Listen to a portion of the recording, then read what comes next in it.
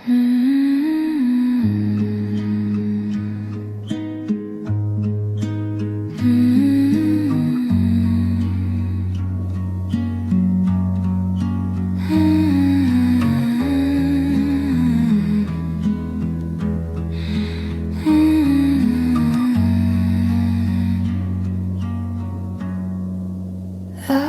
mitt hykla, ég 17 ára og ég frá Vestmannaeyjum þann 16. júlí 1666 kom dagur sem breytti öllu.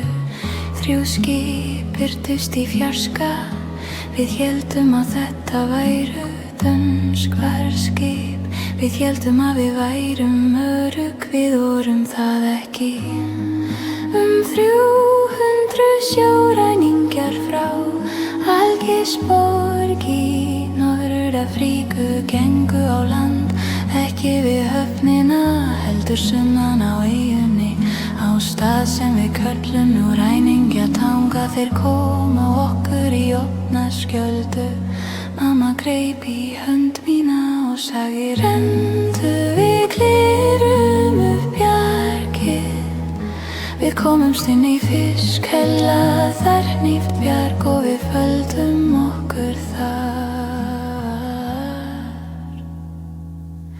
Við sátum þar í 3 daga og 3 nætur. Við heyrðum þá leita, við heyrðum kirkjuna brenna, við heyrðum hljóð sem ég mun aldrei gleyma.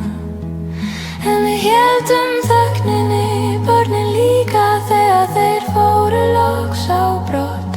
Höfðu þeir tekið með sér 200 og fleiri manns, þar á meðal pabba minn,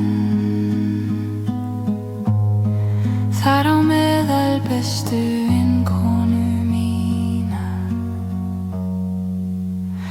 Við biðum í 9 ár, við var safnað á Íslandi, í Danmörku, í Noregi, til að kaupa frelsi þeirra. Árið þeiknin 6 stemmurus komu 27 þeirra heim.